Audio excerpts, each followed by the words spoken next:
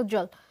Saudi আরবে অবৈধ প্রবাসীদের বৈধ হওয়ার যে বিষয়টা রয়েছে, তো সেই বিষয়ে সরকারের নতুন সিদ্ধান্ত কি দেখছেন জানাবেন আমাদের।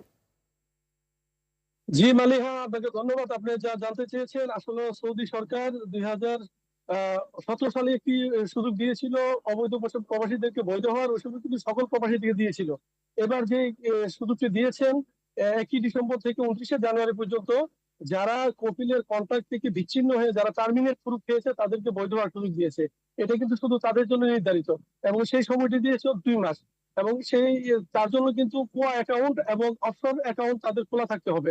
খোলা থাকলে তারা কিন্তু নতুন কপিলের কাছে ট্রান্সফার হতে পারবে বলে জানিয়েছে সৌদি মন্ত্রণালয়। আর এটি যে আমি জানা রাখি, সৌদি আরবে কিন্তু প্রায় 32 লক্ষের উপরে প্রবাসী বাংলাদেশি বসবাস করে। তার মধ্যে কিন্তু অনেক প্রবাসী অবৈধ আছেন এবং অনেকেই টার্মিনেট পরিপত্র আছেন। তারা বৈধ হওয়ার জন্য কিন্তু সৌদি সরকার এই সুযোগটি দিয়েছে। দেওয়াতে কিন্তু আমাদের বাংলাদেশি সহ সকল প্রবাসীরা কিন্তু আনন্দিত এই সুযোগটা